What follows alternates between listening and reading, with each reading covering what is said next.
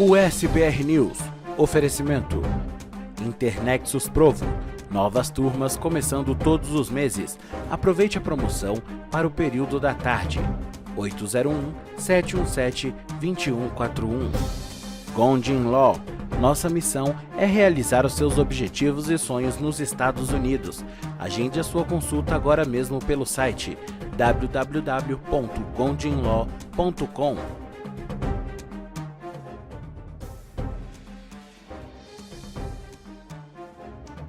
Olá, seja muito bem-vindo ao USBR News ao vivo, direto dos estúdios da USBR TV para você em qualquer lugar do mundo.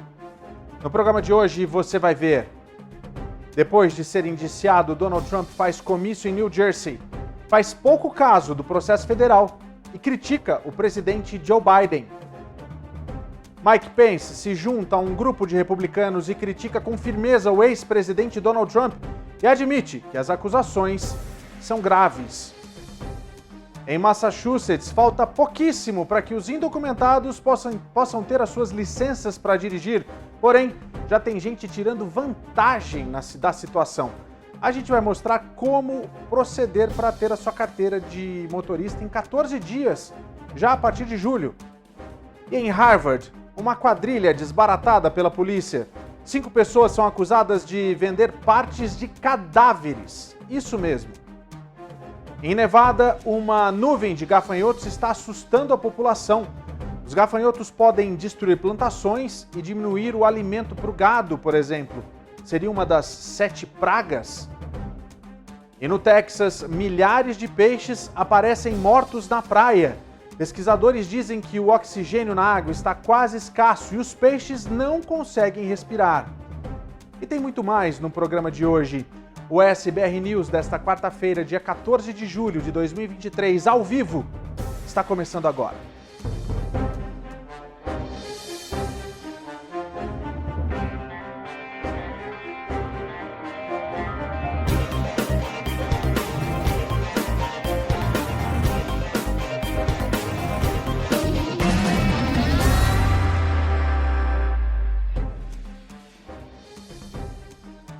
Seja muito bem-vindo, seja muito bem-vinda. Esse é o USBR News, eu sou Paulo Sérgio e você fica comigo nessa próxima hora para ficar muito bem informado, muito bem informada e cada vez mais inteligente. Eu estou aguardando a sua participação através das nossas redes sociais, em YouTube, Facebook, Instagram e Twitter, além de você poder mandar também o seu vídeo apenas apontando para esse QR Code que vai aparecer na sua tela daqui a pouquinho. É muito fácil, você aponta a câmera do seu celular para esse QR Code e você pode mandar o seu vídeo, de repente uma matéria, a sua participação, um comentário que você queira fazer, um desabafo, fique à vontade, aqui você tem vez e voz. Ontem a gente cobriu em loco o indiciamento do Donald Trump na Corte Federal de Miami. O ex-presidente enfrenta 37 acusações relacionadas a 7 crimes federais que ele teria cometido, segundo o Departamento de Justiça daqui dos Estados Unidos. Mas ontem mesmo, ele viajou para New Jersey e falou com os apoiadores. Trump seguiu afirmando que o processo é uma caça às bruxas e atacou Joe Biden. O ex-presidente dos Estados Unidos, Donald Trump, denunciou uma perseguição na noite de terça-feira depois do indiciamento pelo manejo de documentos secretos do governo. Trump, que busca voltar à Casa Branca em 2024, acusou o atual presidente Joe Biden de interferência eleitoral.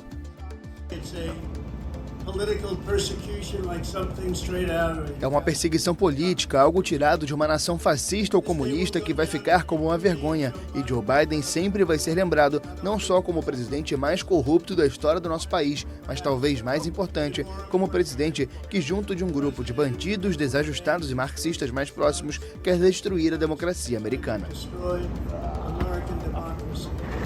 Esta é a primeira vez que um ex-presidente dos Estados Unidos é denunciado em nível federal. Um juiz leu as 37 acusações contra Trump, entre elas de retenção ilegal de informação relacionada com a segurança nacional, obstrução de justiça e falso testemunho. A lei americana obriga os presidentes a enviarem todos os e-mails, cartas e outros documentos de trabalho para o Arquivo Nacional e proíbe o armazenamento de segredos de Estado em lugares não autorizados e inseguros. Quando deixou a Casa Branca em 2021, Trump levou para casa dezenas de arquivos da presidência. Um ano depois, devolveu cerca de 200 documentos, mas a Polícia Federal fez buscas na residência de Mar-a-Lago, na Flórida, em agosto e apreendeu mais de 30 caixas com 11 mil documentos. Olá, boa noite a todos. Eu sou Pedro Paiva, ao vivo, direto de Nova York, aqui com vocês também no SBR News. O ex-vice-presidente de Donald Trump, Mike Pence, juntou-se à crescente lista de candidatos republicanos para 2024 que estão começando a atacá-lo por causa das acusações referentes aos documentos secretos. Pence afirmou que as alegações são muito graves e colocam em risco a segurança nacional dos Estados Unidos. Ele tem criticado o caso em vários discursos recentes, mostrando um distanciamento cada vez maior de Trump desde que se tornou candidato. Outros candidatos republicanos, como Nikki Haley e Tim Scott, também intensificaram as críticas a Trump após o seu segundo indiciamento. A maioria dos candidatos evitou discutir as acusações anteriormente por receio da base política de Trump. No entanto, à medida que mais detalhes sobre o caso de obstrução à justiça surgem, a postura dos candidatos começa a mudar.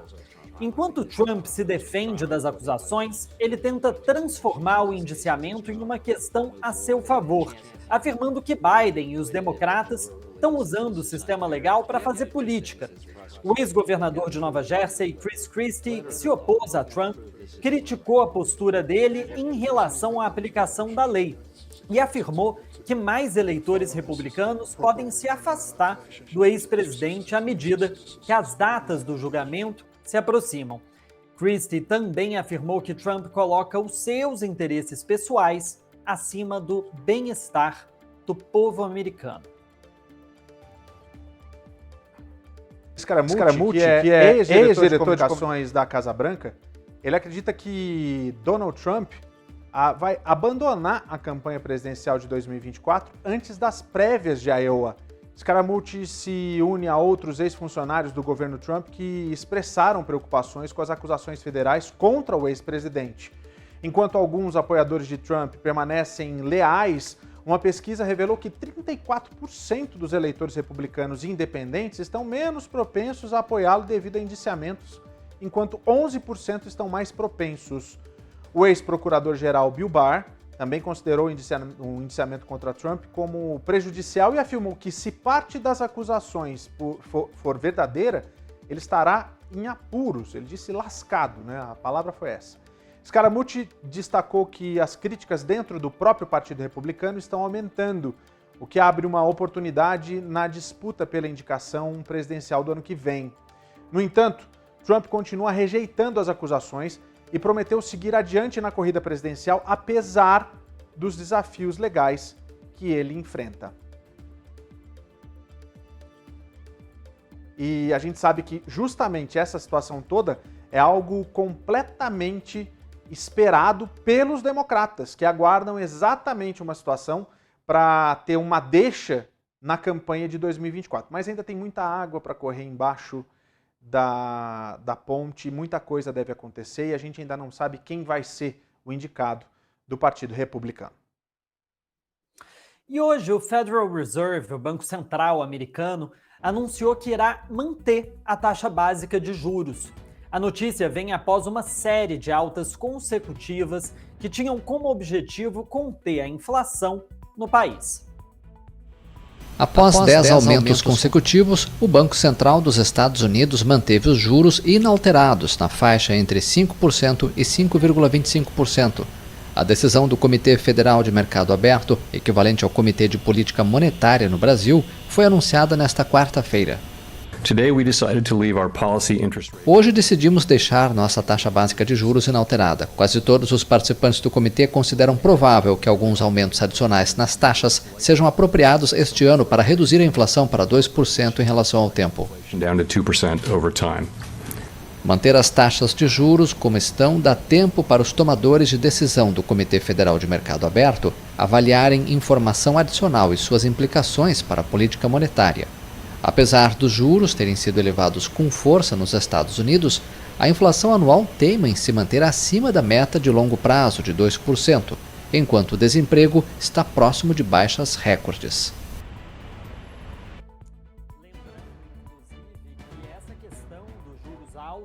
Estava sendo muito discutido recentemente por conta da quebra daqueles bancos, né? O Silicon Valley Bank, no Vale do Silício, eu esqueci o nome, mas outro banco aqui também em Nova York. Esses bancos, né, todos eles tiveram problema exatamente por conta da alta taxa de juros, né, eles terem concedido empréstimos com juros baixos e esses empréstimos passaram a valer menos porque os juros estavam mais altos. Então, de certa forma, também é um controle para garantir uma segurança do sistema bancário aqui nos Estados Unidos. E a partir de 1º de junho, notícia boa, imigrantes indocumentados residentes em Massachusetts poderão solicitar uma carteira de motorista, graças à entrada em vigor da lei chamada Work and Family Mobility.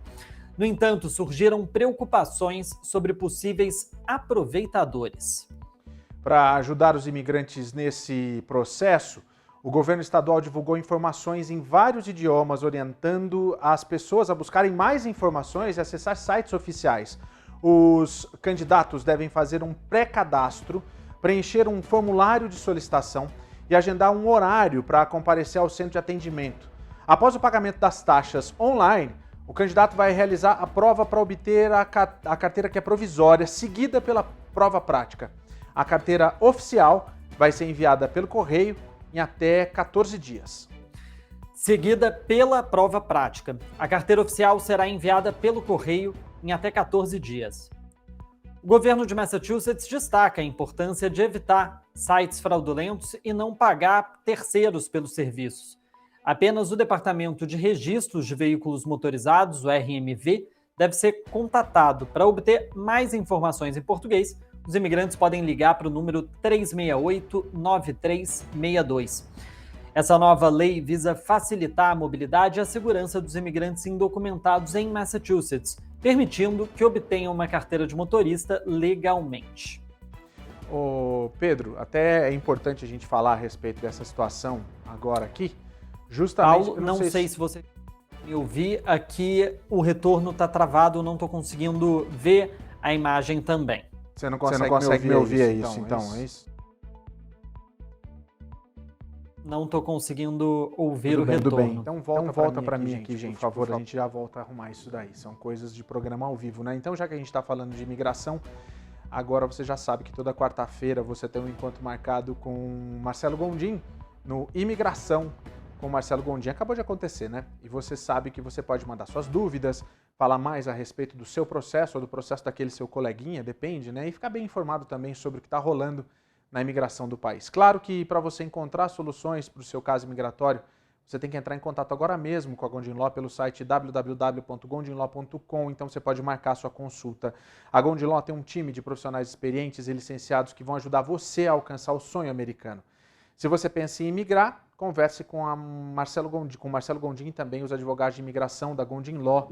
Consulte agora mesmo através do www.gondimlaw.com ou ainda apontando o seu celular para essa câmera que aparece, aliás, apontando a câmera do seu celular para esse QR Code que aparece aí na sua tela, que você pode com toda certeza fazer a sua consulta diretamente com o Gondim Law, que agora tem novidades, inclusive que você não precisa mais fazer a consulta, você pode fazer o preenchimento de um formulário, vai ser analisado e aí sim você vai saber exatamente as suas chances no seu processo de imigração, se você é elegível para determinados vistos. Isso é muito legal e uma das novidades da Gondim Law. Como você sabe, a Gondim Law, o seu sucesso é a nossa meta. Gondim Law, isso mesmo.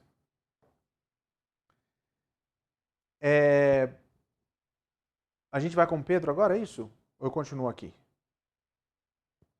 Então tá, gente. Ontem a gente falou sobre um ataque no metrô aqui de Nova York, mas teve um outro, gente. Um passageiro foi esfaqueado até a morte em um trem no Brooklyn e fontes policiais informaram na quarta-feira que o homem era um ex-presidiário que estava importunando um casal a bordo. A discussão começou quando De Victor Quedraogo, de 36 anos, estava perturbando outros passageiros no trem em direção ao norte, próximo à estação Morse Avenue, em Williamsburg, na noite de ontem, terça-feira. The Victor entrou em uma discussão com Jordan Williams, de 20 anos, e a namorada dele. Durante o confronto, The Victor teria agredido a mulher com um soco. Williams, então, esfaqueou o homem no peito. Ferido, ele saiu do trem e caiu na plataforma. A polícia respondeu a uma chamada de emergência sobre o esfaqueamento por volta das 8 da noite, horário lá de Nova York. The Victor, que morava em Bed-Stuy, já havia cumprido pena na prisão estadual em agosto de 2009 por uma tentativa de roubo no Queens, segundo os registros. Ele foi condenado a 3 anos e meio de prisão e recebeu liberdade condicional em abril de 2012. Não ficou claro imediatamente se ele foi deportado após a sua libertação ou de onde ele era originalmente. Um incidente ocorre cerca de 2 meses após o fuzileiro naval Daniel Penny, de 24 anos, ter aplicado um golpe fatal de estrangulamento em Jordan Neely, de 30 anos, a bordo de um trem F em Lower Manhattan. Neely havia insultado verbalmente outros passageiros e jogado lixo pelo vagão. Penny foi acusado de homicídio culposo e está em liberdade sob fiança de $100 mil. Em uma entrevista recente, Penny afirmou que acredita que Neely, que sofria de doença mental, teria matado alguém se tivesse agido de acordo com as ameaças que proferiu aos passageiros. Gente, agora olha que história macabra. 5 pessoas, incluindo um gerente do necrotério da Escola de Medicina lá de Harvard, eles foram indiciados por conspiração após supostamente roubarem e venderem partes do corpo de cadáveres doados para a instituição. Aconteceu em Massachusetts. O gerente Cedric Lodge teria acessado o necrotério e roubado partes dissecadas dos cadáveres, enquanto a esposa dele, Denise Lodge, e outros indivíduos estariam envolvidos na venda dos restos humanos. As transações ocorreram em vários estados e envolveram cérebros, rostos e pele, totalizando dezenas de milhares de dólares. Que horror! Segundo as acusações, Cedric Lodge transportou os restos roubados. Ele teria transportado esses restos roubados para casa em New Hampshire e permitiu que outros compradores escolhessem as partes que desejavam adquirir. A esposa e os demais envolvidos teriam se comunicado por meio de redes sociais e celulares para negociar a venda dos restos humanos roubados. Os promotores destacaram a gravidade do crime, considerando que muitas das vítimas haviam voluntariamente doado seus corpos para fins educacionais e científicos. A Escola de Medicina de Harvard afirmou estar cooperando com a investigação. As prisões foram realizadas sem incidentes e os réus não foram encontrados para comentar essas acusações. Que loucura isso, hein? Que louco essa história. Já imaginou? Você as pessoas envolvidas numa situação de venda de cadáveres, imagina. Não dá, eu não tenho nem absolutamente nada que comentar numa situação como essa. Agora a gente vai para uma situação internacional. Em Portugal e na Itália, 3 cidadãos italianos foram presos por tráfico internacional de drogas. Tudo aconteceu depois que a polícia no Uruguai encontrou quilos de cocaína em pranchas de surf que seriam enviadas para a Europa. Pranchas de surf lotadas de drogas. Uma operação conjunta de Uruguai, Portugal, Espanha e Itália levou à apreensão de 50 quilos de cocaína com destino à Europa. Iris, uma operação inédita em nosso país, pelo que alcançou, significou uma cooperação internacional. Na última semana de maio, durante uma verificação de rotina em remessas enviadas a agências de transporte locais, um dos cães da Brigada Antidrogas do Uruguai marcou como suspeito um pacote contendo 6 pranchas de surf. Após apreender 40 quilos de cocaína em 5 deles, foi decidido deixar mais 10 quilos de drogas no cesto para realizar uma entrega controlada. A polícia portuguesa deteve na última semana em Lisboa 2 italianos que foram buscar a encomenda, um dos quais acusado de ter despachado a encomenda do Uruguai. Outro cidadão italiano, também acusado de participar do envio, foi finalmente preso 4 dias depois na Itália. Ambos haviam entrado no Uruguai em 11 de maio pela fronteira seca com o Brasil e 9 dias depois partiram para a Argentina, de onde pegaram um voo para a Etiópia. No mês do orgulho LGBTQIA+, nós estamos no mês do orgulho, e a gente ainda vê ataques contra a comunidade desse jeito que eu vou contar para você. Estou falando de uma imagem que viralizou de homens, um ateia fogo numa bandeira do orgulho LGBTQIA+, e sai correndo, e tem uma segunda situação, aconteceu lá em Nebraska. A imagem faz parte da investigação da polícia de Nebraska. A situação é considerada um crime de ódio. O escritório do xerife do condado de Douglas detalhou que 2 incidentes esse ano levaram a essa investigação. O porta-voz da polícia disse que o primeiro incidente aconteceu em 15 de abril e o segundo foi em 2 de junho. Durante o primeiro incidente, como você viu aí, o suspeito roubou a bandeira lá da varanda da frente de uma casa em Omaha. O homem estava usando um capuz, jaqueta xadrez escura e jeans. Aí em 2 de junho, por volta das 2 da manhã, aconteceu isso que você acabou de ver. Um suspeito, que ainda não foi identificado, ateou fogo à bandeira que estava na frente da casa. Ele se aproximou a pé, aplicou uma espécie de acelerador, que pode ser álcool ou qualquer outra substância inflamável, e depois ateou fogo na bandeira. Os 2 fugiram a pé. A polícia diz que ele pode ter queimaduras nas mãos por conta do incêndio. A punição em Nebraska para quem comete um crime como esse que você viu aqui, ela é aumentada em relação à pena original. Em 2021, foram registrados dezenas de crimes de ódio no estado. Naquela situação, a maior motivação seria por conta da raça, com 32 casos, e 7 por conta da orientação sexual. E qualquer pessoa que tem informações sobre os 2 incidentes pode ajudar a polícia. Basta entrar em contato através da linha segura da polícia, que é o 402-444-6000. Vou repetir, 402-444-6000. A gente volta a falar sobre o crime no set do filme Rust, no Novo México, que a gente tem acompanhado aqui no SBR News. Numa nova reviravolta, as investigações chegaram a uma situação que compromete a armeira, aquela pessoa que é especialista em armas, que entregou a arma carregada ao ator Alec Baldwin. No ensaio, num tiro acidental, a diretora de fotografia do filme, Alina Hutchins, morreu.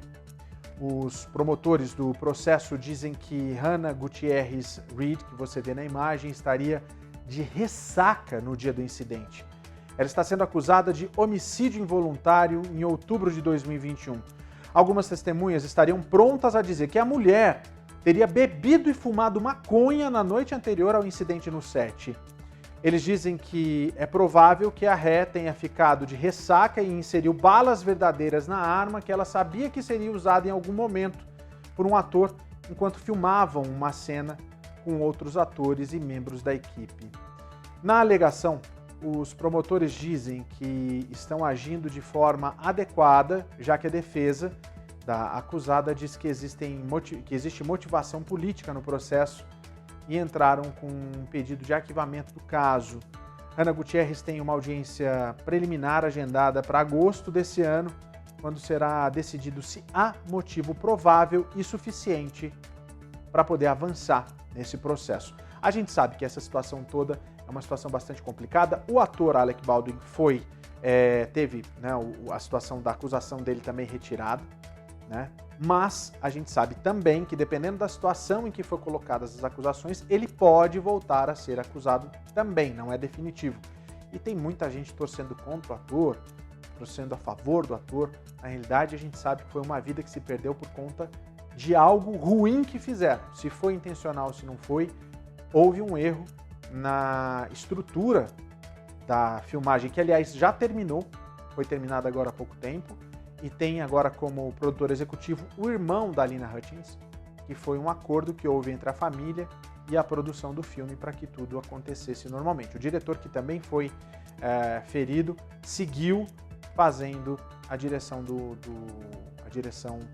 do filme, e a gente espera agora, eu acho que vai ser um filme que muita gente vai querer saber e assistir para entender um pouco mais e também ver se o filme é bom realmente, né?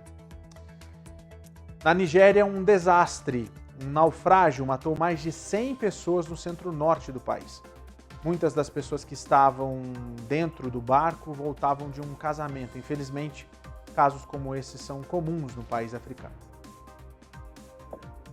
Autoridades nigerianas anunciaram nesta quarta-feira um novo balanço de mortos do naufrágio de uma embarcação no centro-norte do país africano.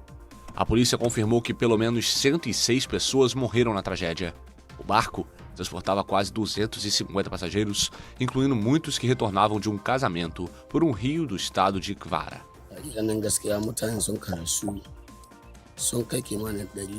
É realmente lamentável que mais de 100 vidas tenham sido perdidas. O incidente foi muito triste e chocou toda a comunidade. Afetou todo mundo que tinha parentes e amigos na região. Um desastre desse afeta todo mundo de uma maneira ou de outra.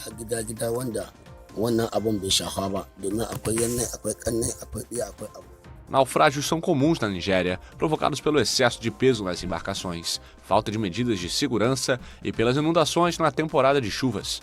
O presidente Bola Ahmed Tinubu prometeu que o governo vai atuar para melhorar a segurança do transporte fluvial. No mês passado, 15 crianças morreram afogadas e 25 foram consideradas desaparecidas após o naufrágio de uma embarcação com excesso de peso no estado de Sokoto. E mais atualizações sobre o estado de saúde do Papa Francisco. De acordo com o Vaticano, o pontífice deve ser liberado do hospital em menos de uma semana. O Papa Francisco se recupera sem complicações e deve ter alta nos próximos dias. A previsão foi anunciada nesta quarta-feira pelo Vaticano. O jesuíta argentino foi operado em 7 de junho no Hospital Gemelli, em Roma, sob anestesia geral, para remover aderências na parede abdominal, consequência da cirurgia de cólon, a qual foi submetido em julho de 2021. De acordo com o serviço de imprensa da Santa Sé, o pontífice descansou bem durante a noite e a equipe médica relata que a evolução clínica transcorre com regularidade. O comunicado relatou que o Papa, nesta quarta-feira, se dedicou ao trabalho e que antes do almoço se recolheu em oração e recebeu a Eucaristia. Francisco continua em convalescença no 10º andar do Gemelli, conhecido como o Hospital dos Papas, no mesmo quarto em que João Paulo II foi várias vezes internado. As audiências do Papa Francisco foram canceladas até 18 de junho.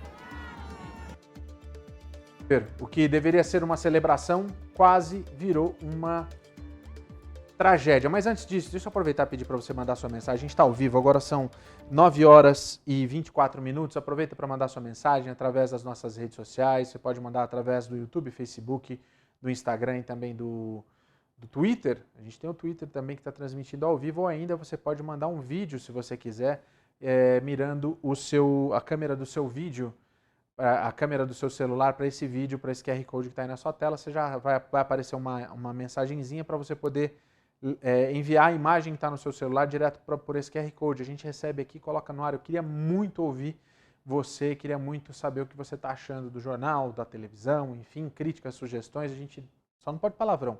O resto você pode fazer o que você quiser. Aproveita, porque aqui você tem vez e voz. Agora sim, Denver, o que deveria ser uma celebração quase virou uma tragédia. No último sábado, em Denver, depois da vitória histórica do Denver Nuggets nas finais da NBA, ela foi marcada por uma série de tiroteios que deixaram 11 pessoas hospitalizadas. A polícia local está investigando os incidentes e realizou uma coletiva de imprensa para compartilhar detalhes preliminares do caso. De acordo com as informações divulgadas, 9 pessoas foram baleadas na área da rua Market e um dos feridos foi identificado como suspeito. A polícia acredita que o tiroteio esteja relacionado ao tráfico de drogas, mas ainda não está investigando o motivo exato. Durante o evento que atraiu milhares de pessoas, a polícia estava presente em grande número, monitorando as comemorações. Após os disparos, os agentes responderam prontamente à cena e iniciaram a busca pelos suspeitos. Um deles foi detido após ser perseguido a pé e foi encontrado com um ferimento de tiro, além de uma arma de fogo e supostos comprimidos de fentanil. Outros suspeitos foram abordados em um veículo próximo ao local, mas nenhum deles estava baleado. No total, estima-se que mais de 20 disparos tenham sido efetuados envolvendo múltiplas armas de fogo. As vítimas, todas adultas, foram tratadas em hospitais locais e a maioria delas está em condição estável. A polícia ressaltou que, além dos agressores, várias pessoas inocentes também foram atingidas pelos tiros. A investigação ainda está em estágios iniciais e os detalhes completos do incidente serão esclarecidos ao longo do processo. Você acha o sistema de imigração americano estranho, burocrático, complicado? Pois olha só o que está acontecendo com uma garota de 17 anos, cidadã americana, no Brasil. Ela nasceu em Oceanside, está enfrentando dificuldades para deixar o Brasil devido à falta de documentação adequada. Bella Wisniewski, cidadã americana e também cidadã brasileira, não pode sair do país junto com a mãe e irmã mais nova devido às leis rigorosas brasileiras sobre viagens de menores com apenas um dos pais. Após deixarem o catamarã de 42 pés no México para visitar a família no Brasil, a família se deparou com a proibição de Bella de deixar o país, deixando-os sem recursos para voltar para casa. O pai de Bella, Paul Wisniewski, tem lutado incessantemente para reunir a família. Ele entrou em contato com políticos e até mesmo com a Embaixada dos Estados Unidos no Brasil, mas até o momento não obteve sucesso em encontrar uma solução. A situação tem sido emocionalmente desgastante para a família, que expressa frustração e tristeza diante dessa separação, especialmente às vésperas do Dia dos Pais. A família, que vendeu sua casa há 7 anos para embarcar em uma aventura pelo mundo a bordo de um catamarã, agora vê-se enfrentando essa dificuldade inesperada.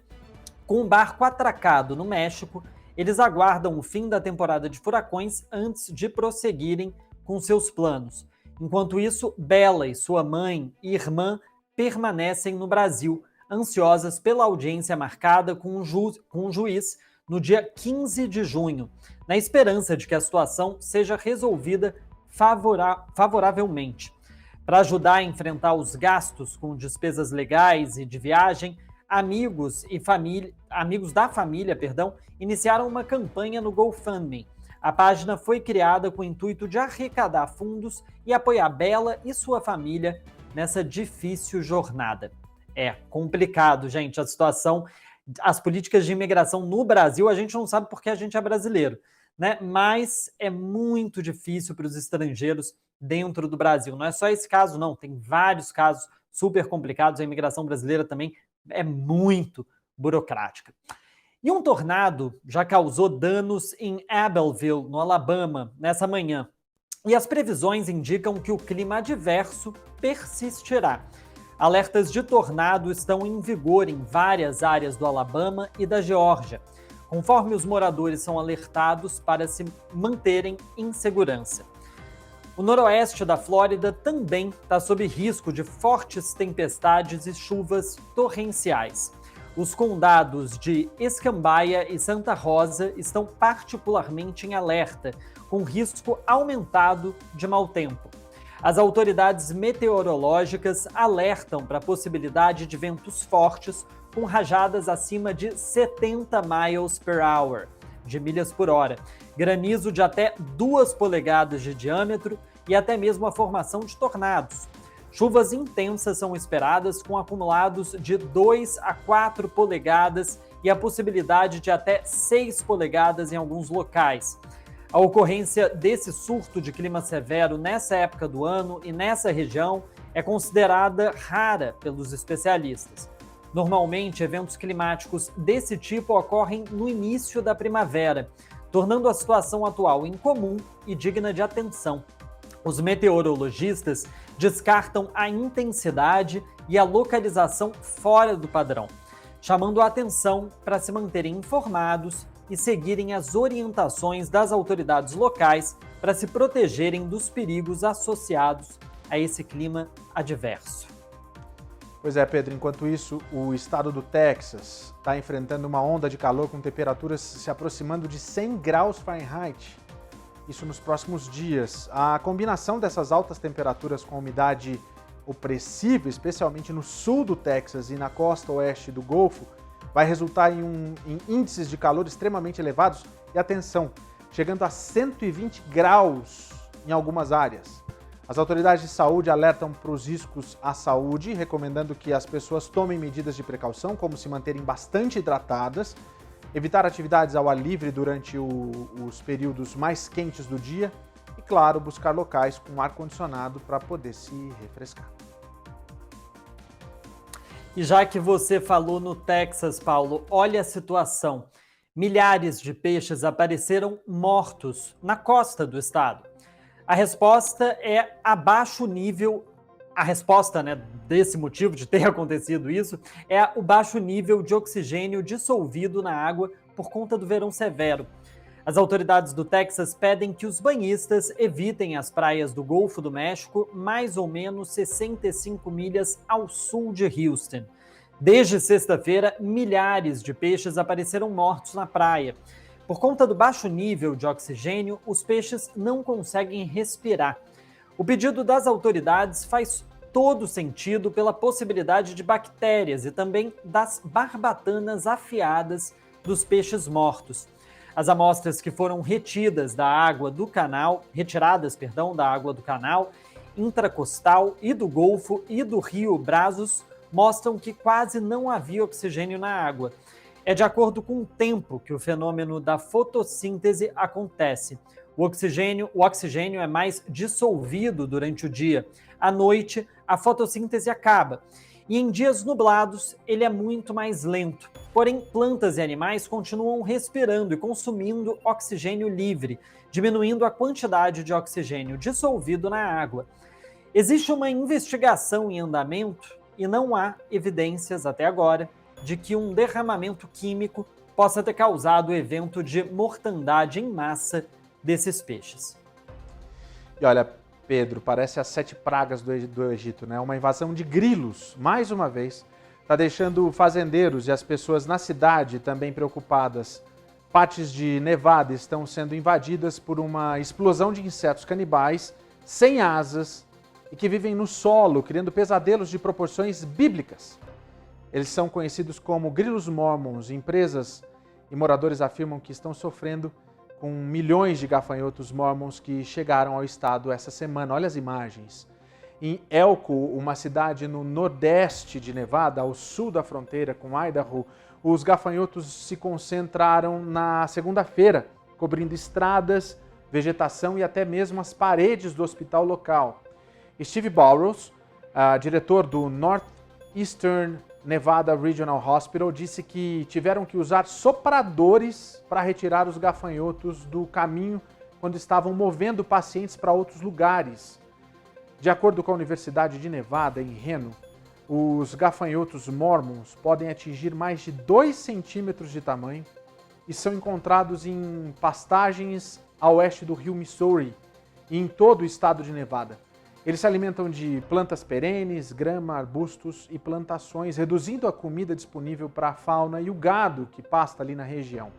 Além disso, os gafanhotos mormons são canibais e, se eles não estiverem satisfeitos, eles podem se alimentar uns dos outros, vivos ou mortos. Os gafanhotos mormons preferem condições de seca e podem causar perdas econômicas substanciais para pastagens, cultivos e jardins domésticos. Enquanto a praga continua a causar estragos, os agricultores e as pessoas afetadas pelas infestações são encorajadas a entrar em contato com o Departamento de Agricultura de seus respectivos estados para poder obter ajuda. A batalha contra os gafanhotos mormons está em curso, com as comunidades lutando para mitigar os danos causados por esses insetos incansáveis. Paulo, as imagens falam por si só, né? E você sabe por que esses gafanhotos são chamados de mormons? Então, olha, eu tive que pesquisar. E eu confesso, Pedro, o nome do inseto, ele remonta a 1800, quando os insetos arruinaram os campos dos colonos mormons aqui em Utah. E por conta disso, acabou virando gafanhotos mormons. Mas em meio à seca e às temperaturas que aquecem toda a região, toda a região acaba sendo atingida, né? E muita gente, claro, acaba ligando essa situação às 7 pragas do Egito. E alguém já te falou para tomar água, ficar hidratado, para não ter pedra nos rins? Pois é, no Sri Lanka, médicos retiraram a maior pedra nos rins já registrada em um paciente. Acredite se quiser, o cálculo renal pesava quase 1 quilo. Médicos militares do Sri Lanka removeram o que agora é registrado como a maior pedra renal do mundo. O cálculo foi removido do ex-sargento Canistus Conge, de 62 anos, e pesava 801 gramas, mais de 5 vezes o peso de um rim masculino em média. A massa sólida tinha 13,37 centímetros de comprimento, sendo também maior em comparação com o rim médio, que tem de 10 a 12 centímetros. De acordo com o comunicado hospitalar militar de Colombo, a remoção cirúrgica da maior e mais pesada pedra renal do mundo ocorreu em 1º de junho. O anúncio das autoridades aconteceu depois que o Guinness Book certificou o recorde. Os médicos garantiram que o rim funciona normalmente apesar da retirada da pedra. Cálculos renais são massas sólidas formadas por minerais e sais ácidos que se aglutinam na concentração da urina. Esses cristais costumam provocar dor intensa ao se movimentarem. Imagina só, uma pedra no rim de 1 quilo. O Brasil vai passar por um teste no mercado de trabalho. Algumas empresas que já estão inscritas nesse programa global vão adotar um expediente com apenas 4 dias na semana. É isso mesmo que você está ouvindo. A iniciativa tem dado certo em países desenvolvidos, com um ganho para o colaborador e também para as empresas. Já imaginou trabalhar só 4 dias? Nessa startup mineira de serviços financeiros, isso já é realidade desde julho do ano passado, para 450 colaboradores. De lá para cá, a empresa só viu vantagens para todos. A gente teve aí um aumento de 40% do faturamento da empresa em 2022, quando comparado a 2021, e também um aumento de 27% do número de clientes, o que mostra que os resultados, a empresa continua crescendo mesmo com a retirada de um dia da semana dos colaboradores, e que os resultados têm sido muito favoráveis. A semana de 4 dias de trabalho já vem sendo testada em alguns países, sem redução de salários, e todas as empresas que adotaram esse novo modelo tiveram um incremento da produtividade, mesmo com um dia a menos. É preciso pensar que a redução dos dias da semana não é conveniente para todas as atividades e nem para todas as pessoas. Antes de adotar a prática, cabe às empresas saber se um dia a menos será vantajoso. Eu acho que a gente só tem a ganhar. Eu acho que é um experimento, eu acho que dá para experimentar e se funcionar, ótimo. Quando funcionar, ótimo. Se não funcionar, você repensa e vê outras formas que podem ser interessantes para a empresa. Muitos países na Europa, na Escandinávia principalmente, também têm essa regulamentação de uma jornada de trabalho menor. A gente aqui nos Estados Unidos, claro, trabalha muito, Muitas vezes nem tem fim de semana. Se pudesse ter 3 dias de fim de semana, eu ficaria bem feliz. O tema da regulamentação da inteligência artificial está tomando conta de parlamentos no mundo inteiro. E agora foi a vez da União Europeia aprovar um texto sobre o assunto. O Parlamento Europeu aprovou nesta quarta-feira um projeto para regulamentar o uso de inteligência artificial na União Europeia, o que significa o início de uma negociação delicada com os representantes dos 27 países do bloco. A norma aprovada com 499 votos favoráveis, 28 contrários e 93 abstenções vai regulamentar a inteligência artificial de acordo com o nível de risco. Quanto maior for considerado o perigo para os direitos ou para a saúde das pessoas, maiores vão ser as obrigações dos sistemas tecnológicos. A lista de risco inclui as ferramentas e infraestruturas críticas como educação, recursos humanos, segurança pública e gestão da migração. Ao avançar, vamos precisar de limites claros e constantes para a inteligência artificial. E aqui é algo que não vamos abrir mão. Qualquer avanço tecnológico precisa andar lado a lado com nossos direitos fundamentais e valores democráticos.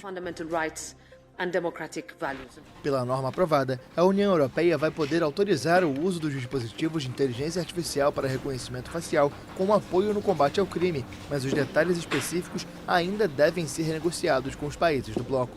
Os planos originais da União Europeia para regulamentar o uso das ferramentas são de 2021, mas o tema ganhou urgência depois que o ChatGPT entrou em cena e evidenciou o rápido desenvolvimento no setor. Mesmo que um acordo seja alcançado, a norma só deve entrar em vigor em 2026, o que obriga a União Europeia a negociar um marco provisório e voluntário com as empresas de tecnologia que desenvolvem a inteligência artificial. E que tal viajar de um jeito mais confortável na classe econômica? Eu que voltei de Miami hoje de manhã, estou bem interessado nisso. Pois é, uma espécie de beliche de assentos foi apresentada numa feira e já está sendo conversada entre as companhias aéreas. Um novo conceito para assentos de avião gerou muitos debates entre viajantes e especialistas em aviação. A ideia é ter assentos de 2 andares na cabine econômica, onde alguns passageiros sentariam diretamente abaixo ou acima de outros, uma espécie de beliche de assentos. A estrutura é composta por 2 níveis, um inferior, com uma cadeira reclinável e um apoio para os pés, e um superior, com uma cama plana e uma tela de privacidade. Os passageiros do nível superior acessariam os assentos subindo uma escada curta. O espaço também teria compartimentos de armazenamento, telas pessoais e tomadas elétricas. Essa ideia não pretende substituir os assentos normais do avião, mas oferecer uma opção alternativa no centro da cabine, que teria ao lado 2 fileiras com assentos convencionais. Nunes Vicente, designer por trás do conceito, também disse que a beliche de assentos poderia ser mais confortável para alguns passageiros, porque ofereceria mais espaço para as pernas e também para dormir. E aí, você acha que essa ideia pega? E aí, Paulo, essa ideia pega? Eu que voltei de Miami hoje de manhã, adoraria ter esse cantinho para esticar a minha perna. Minha perna teria ficado muito mais feliz. Você acha que vai funcionar? Olha, Pedro, parece bastante confortável pelas imagens, né? Mas para quem não tem claustrofobia. No meu caso, eu acho que seria mais que perfeito, porque com a situação que a minha perna que ainda não está 100%, ia ser incrível. Mas será que eles implantando isso, a econômica vai deixar de ser econômica? Fica aí a pergunta no ar. E logo após o SBR News, você fica com o Repórter Brasil, da TV Brasil. Eu sou Pedro Paiva, direto de Nova York. Boa noite para você. É para você que a gente faz esse jornal. Eu sou Paulo Sérgio, daqui de Utah. Até amanhã. Boa noite para você. Tchau, Pedro.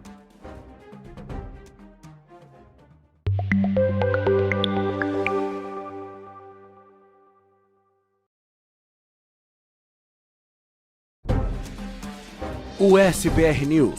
Oferecimento. Internexus Provo. Novas turmas começando todos os meses. Aproveite a promoção para o período da tarde. 801-717-2141. Gondin Law. Nossa missão é realizar os seus objetivos e sonhos nos Estados Unidos. Agende a sua consulta agora mesmo pelo site www.gondinlaw.com.